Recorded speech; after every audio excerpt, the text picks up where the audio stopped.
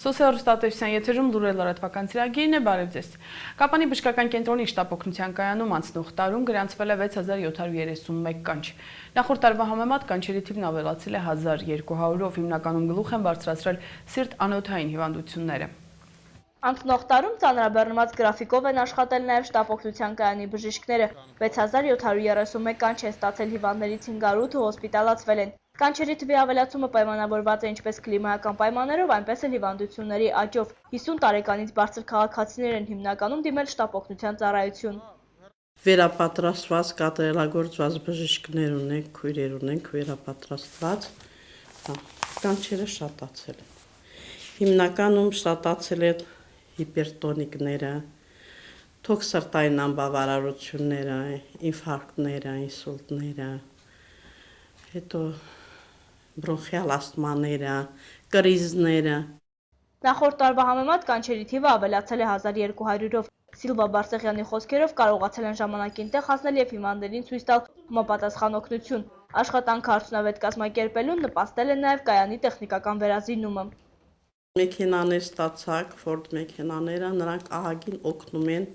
շուտ այցելելու հիվանդին։ Հետո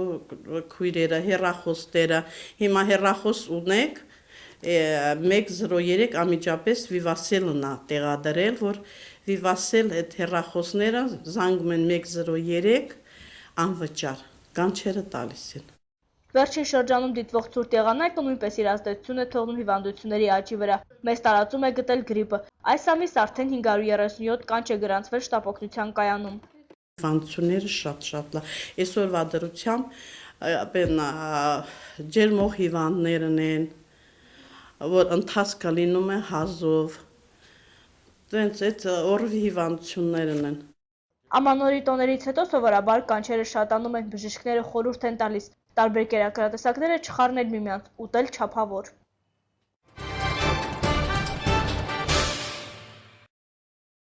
Կապանի մարմնամարզության մարզադպրոցի ջեռուցման խնդիրն այս տարի այդպես էլ լուծում չստացավ։ Մարզիչները շարունակում են պարապմունքները ցուրտ պայմաններում։ Կապանի մարմնամարզության մարզադպրոցի դահլիճում կախված ջերմաչափն է սա։ Խոսքերն այս դեպքում ավելորդ են։ Խնդրի մասին չեն ուզում խոսել մարզիչները, հոգնել են բարձրաձայնելուց, ոչինչ չի փոխվում։ Երբ հետպատերազմական տարիներին էին այս պայմաններում աշխատում, հասկանալի էր։ 20 տարի է անցել, դարձյալ ոչինչ չի փոխվել։ Ցավում են, որ աշխատելու ցանկությունը մեծ է, բայց հնարավորություններ չկան, նման անտարբեր վերաբերմունքից թևաթափ են լինում։ На нас плевать. Բայց երեխաները պետք է պարապեն, դա ֆիզիկական զարգացում է, առողջություն է, գեղեցկություն է, խոսանում են, բայց այդպես էլ խնդիրը չի լուծվում։ Վերևներում իրար չեն կարողանում հասկանալ, տժում ենք մենք, մեր երեխաները։ Այս տարի էլ խնդիրը լուծում չի ստանա, տեղական բյուջեում այն չի ընդգրկվել։ Օրական 6 ժամ մարզիչները պարապմունքներ են անցկացնում։ Փոքրերը չեն հաճախում, ըստ մարզչի, իրենք իրավունք չունեն այս պայմաններում փոքրերին պարապել, իսկ մեծահասակների պարապմունքների ժամերը խտացրել են։ Ստիպված ենք պարապմունքներ անցկացնում, ավելի շատ ֆիզիկական վարժություններ ենք կատարում, թռչկոտում ենք, վազվզում ենք, որ երեխաների մարզավիճակը պահպանվի։ Ցուրտ պայմանների մասին մարզիչներն անգամ կատակում են, երիտասարդ են մնալու։ 3-2 մարզիկ սպորտի վարպետի թեկնածուի գրքույկ են ստացել։ Մարզիչները հպարտանում են, որ գոնե այս կերպ ստանում են աշխատանքի գնահատականը։ Այն մարզիկներն, ովքեր բարձունքների հասնելու ներուժ ունեն, տարվա այս շրջանում բացակայությունների պատճառով զիջում են դիրքերը։ Ես հենց ինքս մի քիչ հիվանդոտ եմ, բայց հենց այս ջերմաստիճաններն էլ ազդում։ Այստեղ գալիս ենք, պարապում ենք, մի քիչ էլ մրսում ենք եւ բնականաբար հիվանդանում ենք, բացակայությունները մի քիչ շատ են։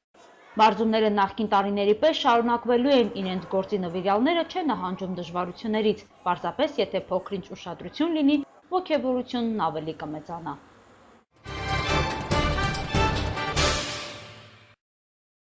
Բոլոր ժամանակներում մեր հաղթանակները հնարավոր են եղել միայն միասնության շնորհիվ։ 86-ամյա Զավեն Վարդանյանը տարիների փորձով է եկել այս համոզմանը եւ կարծում է, որ այսօր էլ այդ խնդիրը չի կորցրել հրատապությունը։ Պատմում է Սիսիանի մեր գործընկերները։ Պետք է անպայման մոտենամ սուր սեղանին, համբուրեմ խաչը, խաչակնքվեմ ու անցնեմ իմ գործին։ Հենց այսպես է 27 տարի շարունակ Սիսիանի Սուրբ Գրիգոր Լուսավորիչ եկեղեցում իր աշխատանքն է սկսում Զավեն Վարդանյանը։ Իսկ գործը միայն մոմավաճառությունը չէ։ Նրանից տեղեկություններ են խնդրում ոչ միայն հայոց հավատքի վերաբերյալ։ Խորհրդային տարիներին անգամ չէր խուսափում խոսել Հայաստանը ծովից ծով տեսնելու իր երազանքի մասին։ Հպարտությամբ է նշում, որ եկեղեցում աշխատանքի է ընդունվել օգոստոսի 30-ին Սևրի դաշնագրի օրը։ Իսկ երազանքից այսօր անկատար լինելու պատճառը ազգային գաղափարներից հեռու բոլշևիկներն են, ասում է։ Բոլշևիկները Սևրի դաշնագրի օրը կանչում են քեմալական բոլշևիկներին ու 3 տոննա ոսկի են տալիս, որ շուտ զինվեք, հարձակվեք Հայաստանի վրա։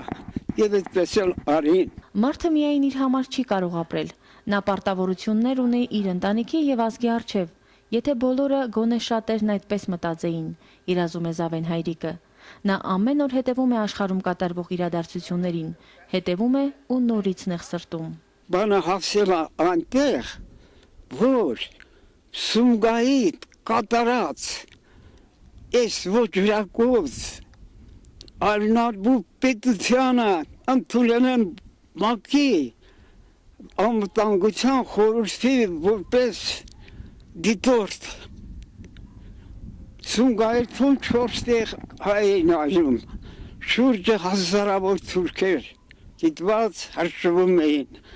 այդ պետությանը, այդ ժողովրդին անվտանգության կամ ՄԱԿ-ի անդամ կընտրեն, ուրեմն մեր թույլությունն է։ Բոլոր ժամանակներում մեր բոլոր հաղթանակները հնարավոր են եղել միայն միասնության շնորհիվ, ասում է 86-ամյա պապը եւ հույս հայտնում, որ մեր բոլոր երազանքները իրականացնելու համար նորից երկրի ճակատագրով մտահոգ քաղաքական տարբեր թևերի գործիչները կդաշնակցեն, անտեսելով իրենց անձնական շահը։ Այսօր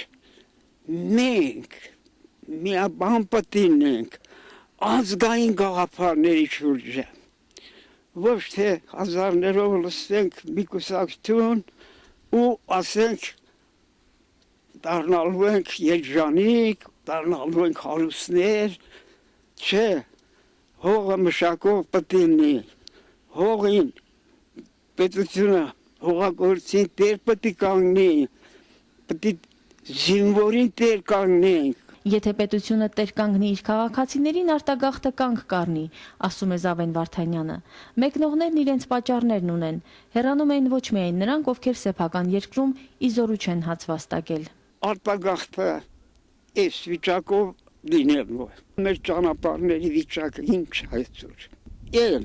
ունել որ մարդը այդ ճանապարհով, այս ճանապարհով կարող է գալ կենտրոն թողում գնում ու գյուղերը դատարկում են։ Զավեն հայրիկն ամեն օր եկեղեցի մտնելիս մի աղոթք է շշնջում, որ իր երազանքը իրագործվի։ Իմ երազանքը Հայաստանը պետք է լիներ Սևրի դաշնագրով Ամերիկայի կլոր մեծ գնիքը որ դրան են վրան, այն սահմաններով Հայաստանը լինի։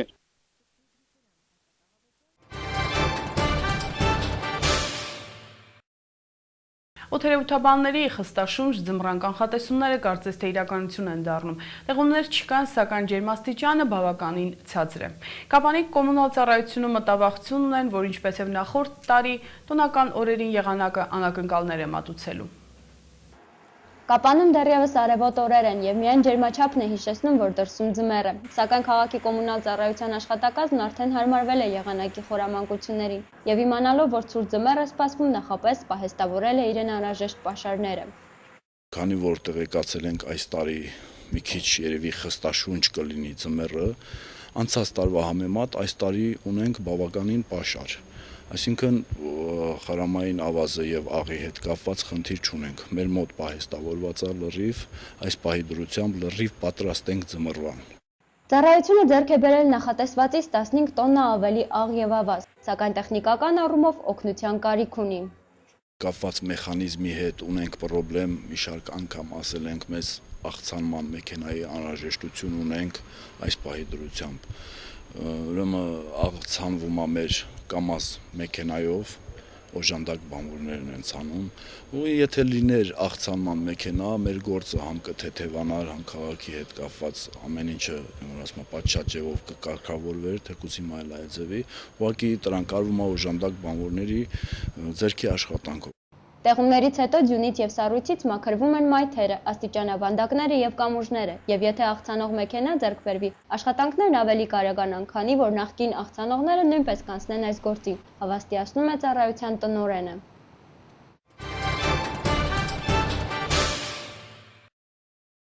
Վաշինգտոնը Հյուսիսային Կորեայի հետ հարաբերությունները բարելավելու հույս ունի։ Եվրամիության գործակցությունը Ուկրաինայի հետ կախված է Յուլիա Տիմոշենկոյի դեմ հարուցված դատական գործերի ընթացքից։ Թողարկման միջազգային լուրերը։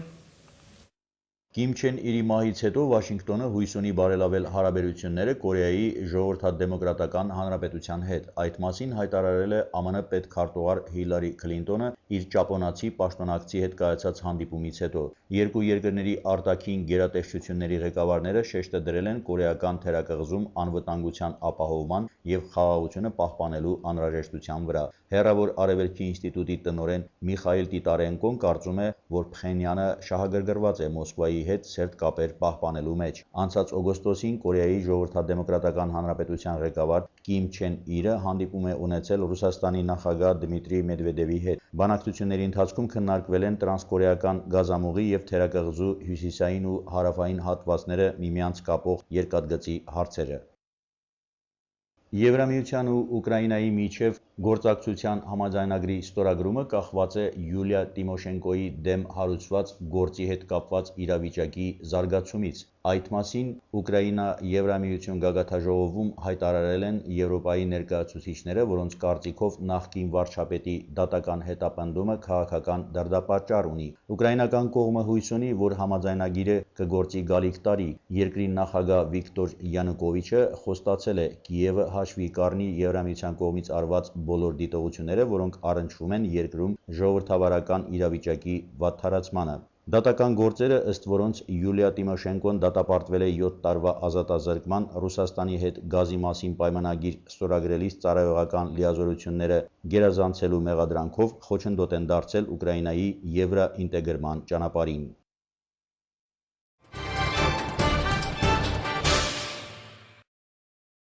Օրվա լուրերն այսքանն են, ես ձեզ հրաժեշտ եմ տալիս, իսկ դուք հետևեք եղանակի տեսությանը։ Մինչ նոր հանդիպում։